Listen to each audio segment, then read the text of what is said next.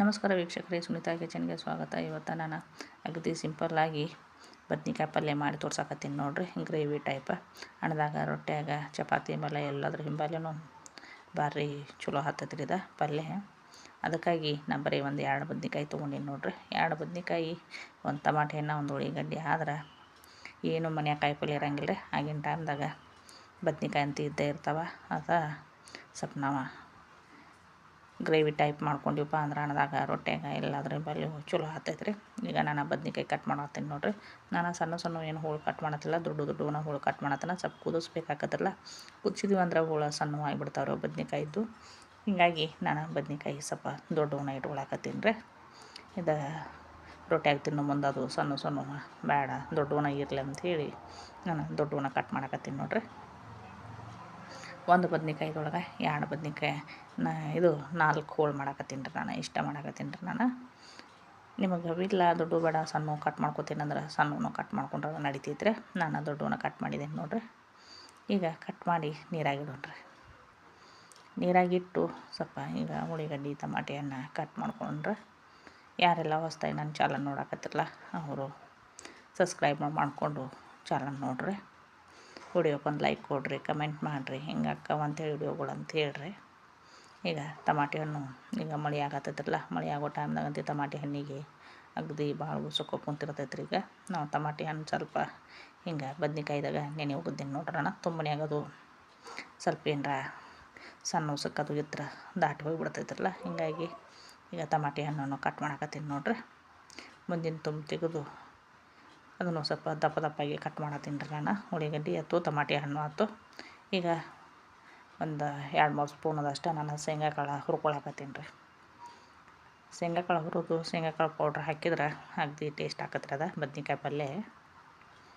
ಹೀಗಾಗಿ ಶೇಂಗಾ ಕಾಳು ಸ್ವಲ್ಪ ಹುರಿದು ತೆಗೆದಿಟ್ಕೊಂಡು ಅದು ಬಾಣಲಿಗೆನ ಒಗ್ಗರಣೆಗೆ ಎಣ್ಣೆ ಹಾಕತ್ತೀನಿ ನೋಡ್ರಿ. ಎಣ್ಣೆ ಹಾಕಿ ಸ್ವಲ್ಪ ಎಣ್ಣೆ ಜಾಸ್ತಿನೇ ಹಾಕಾಕತ್ತೀನಿ ರೀ. ಈ ಪಲ್ಯಕ್ಕೆ ಎಣ್ಣೆ ಜಾಸ್ತಿ ಇರಲಿ ಅಂತೇಳಿ ಉಳ್ಳಿಗಡ್ಡಿ ಟಮಾಟೆ ಹಣ್ಣು 2 ಕೂಡಿಸಿ ಹಾಕಾಕತ್ತೀನಿ ನೋಡ್ರಿ. ನಾನು 2 ಕೂಡಿಸಿ ಹಾಕಿ ಉಳ್ಳಿಗಡ್ಡಿ ಟಮಾಟೆ ಹಣ್ಣು ಸ್ವಲ್ಪ ಫ್ರೈ ಮಾಡ್ಕೊಂಡ್ರಿ.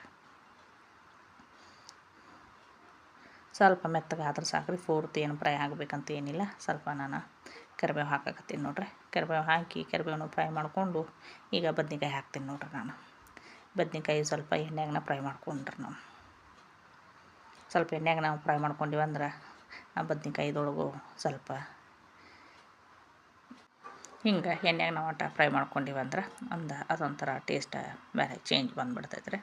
ಈಗ ಸ್ವಲ್ಪ ಅರಿಶಿನ ಖಾರ ಹಾಕಿ ಹಂಗೆ ಸ್ವಲ್ಪ ಅರಿಶಿನ ಖಾರ ಎಲ್ಲ ಬದ್ನಿಕಾಯಿಗೆಲ್ಲ ಸೇರ್ಕೊಳ್ಳೋ ಹಂಗೆ ಸ್ವಲ್ಪ ಉಪ್ಪು ಹಾಕಿ ಸ್ವಲ್ಪ ಎಣ್ಣೆಯಾಗನ ನಾವು ಒಂದು 3-4 ಸೆಕೆಂಡು ನಾವು ಫ್ರೈ ಮಾಡ್ಕೊಂಡಿವಪ್ಪ ಅಂದ್ರೆ ಅಗದಿ ಟೇಸ್ಟ್ ಬಂದುಬಿಡ್ತೈತ್ರಿ ಅದು ಬದ್ನಿಕಾಯಿ. ಈಗಿನ ಬದ್ನಿಕಾಯಿ ಪಲ್ಯನೇ ಯಾಕೋ ರುಚಿನ ಆಗುತ್ತಾ, ಹೆಂಗೆ ಮಾಡಿದ್ರು ಬದ್ನಿಕಾಯಿ ಪಲ್ಯನ ರುಚಿ ಅನ್ಸಂಗಿಲ್ಲ. ಹಿಂಗೆ ನಾವು ಎಣ್ಣೆಯಾಗನ ಸ್ವಲ್ಪ ಹಿಂಗೆ ಫ್ರೈ ಮಾಡ್ಕೊಂಡಿವಿ ಅಂದ್ರೆ ಸ್ವಲ್ಪ ಬದ್ನಿಕಾಯಿಗೆ ಉಪ್ಪು ಖಾರ ಎಣ್ಣೆ ಎಲ್ಲ ಹಿಡಿತೈತ್ರಲ್ಲ, ಸ್ವಲ್ಪ ಟೇಸ್ಟ್ ಜಾಸ್ತಿ ಆಗ್ತೈತ್ರಿ.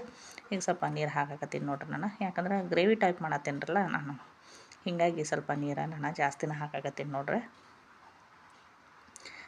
ನಿಮ್ಗೆ ಒಣದ ಬೇಕಂದ್ರೆ ಒಣದ ಮಾಡ್ಕೊಂಡ್ರೆ ನಡಿತೈತಿ. ಒಣದ ಮಾಡ್ಕೋಬೇಕಂದ್ರೆ ಬದ್ನಿಕಾಯಿ ಸಣ್ಣಗೆ ಕಟ್ ಮಾಡ್ಕೊರಿ ನೀವು. ನಾನು ಗ್ರೇವಿ ಟೈಪ್ ಮಾಡ್ತೇನೆ ಅಂಥೇಳಿ ಬದ್ನಿಕಾಯಿ ದಪ್ಪಾಗಿ ದೊಡ್ಡ ಕಟ್ ಮಾಡಿದ್ದೇನೆ ರೀ. ಈಗ ಲಾಸ್ಟಿಗೆ ಬೆಳ್ಳುಳ್ಳಿ ಹಾಕತ್ತೀನಿ ನೋಡ್ರಿ. ನಾನು ಮೇನ್ ಬದ್ನಿಕಾಯಿ ಪಲ್ಯಕ್ಕೆ ನಾವು ಬೆಳ್ಳುಳ್ಳಿ ಹಾಕಬೇಕ್ರಿ, ಅಂದ್ರೆ ಬದ್ನಿಕಾಯಿ ಪಲ್ಯದ ಟೇಸ್ಟು ಚಲೋ ಇರ್ತೈತ್ರಿ. ಈಗ ಬದ್ನಿಕಾಯಿಗೆ ಅದೆಲ್ಲ ನಾವು ಉಪ್ಪು ಖಾರ ಎಣ್ಣೆ ಬೆಳ್ಳುಳ್ಳಿ ಎಲ್ಲ ಹಾಕಿ ಮತ್ತು ಹೊಳ್ಳಿ ಮಿಕ್ಸ್ ಮಾಡಾಕತ್ತೀವಲ್ಲ, ಮಿಕ್ಸ್ ಮಾಡಿ ಸ್ವಲ್ಪ ಕುದ್ಸಾಕಿಡೋಣ್ರಿ. ಒಂದು 5 ನಿಮಿಷ ನಾವು ಕುದ್ಸಾಕಿಟ್ಟಿವಪ್ಪ ಅಂದ್ರೆ ಬದ್ನಿಕಾಯಿ ಸ್ವಲ್ಪ ಮೆತ್ತಗೆ ಆಗ್ತೈತ್ರಲ್ಲ. ಸ್ವಲ್ಪ ಮಂದಿ ಬದ್ನಿಕಾಯಿ ಮೆತ್ತಗೆ ಆಗ್ಬೇಕ್ರಿ, ಯಾಕಂದ್ರೆ ರೊಟ್ಯಾಗ ಪಲ್ಯದಾಗ ಚಪಾತಿ ಮೇಲೆ ಬೇಕಲ್ಲ. ಹೀಗಾಗಿ ಸ್ವಲ್ಪ ನೀರು ಜಾಸ್ತಿ ಇಟ್ಟು ಕುದ್ಸಾಕತ್ತೇನಲ್ಲ, ಸ್ವಲ್ಪ ಮೆತ್ತಗೆ ಆಗಲ್ರಿ. ಈಗ ನಾವು ಶೇಂಗಾ ಕಾಳು ಪೌಡ್ರ್ ಏನು ಮಾಡಿ ಇಟ್ಕೊಂಡಿದ್ದಿರಲ್ಲ, ಈಗ ಒಂದು ಶೇಂಗಾ ಕಾಳು ಪೌಡ್ರ್ ಒಂದು 2 ಸ್ಪೂನದಷ್ಟು ಹಾಕಾಕತ್ತೀನಿ ನೋಡ್ರಿ. ನಾನು ಈಗ ನೋಡ್ರಿ ನೀರು ಎಷ್ಟು ಹಾಕಿದ್ದಿರಲ್ಲ, ನೀರನ್ನು ಸ್ವಲ್ಪ ಆಡ್ಸೈತ್ರಿ.